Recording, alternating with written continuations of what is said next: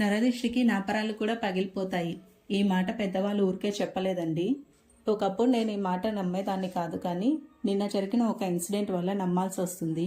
Science పరంగా చెప్పాలి అంటే మనం నెగిటివ్ ఫీలింగ్తో అవతలి వ్యక్తిని చూస్తే నెగిటివ్ ఎనర్జీ అనేది రిలీజ్ అయ్యి అది వాళ్ళ మీద ప్రభావం చూపిస్తుంది. చిన్నపిల్లల మీద అయితే మరీను, ఎందుకంటే వాళ్ళకి ఇమ్యూనిటీ పవర్ తక్కువ ఉంటుంది కాబట్టి నెగిటివ్ ఎనర్జీని ఈజీగా అట్రాక్ట్ చేస్తాయి. నైట్ ఒక ఇన్సిడెంట్ జరిగింది అని చెప్పాను కదా, అదేంటంటే మా పాప ఎందుకో చాలా డల్గా ఉండిందండి నిన్న. అసలు ఏమైంది ఏంటని మాకేం అర్థం కావట్లేదు. సరే అని దిష్టి తీద్దామని చెప్పి కర్పూరంతో దిష్టి తీసాము.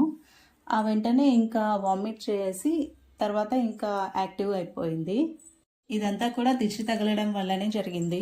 ఈరోజు ఇంకా అమావాస్య కాబట్టి అన్నం ముద్దలతో ఎర్రనీళ్ళతో దిష్టి తీసాం మా పాపకి స్నానానికి ముందు.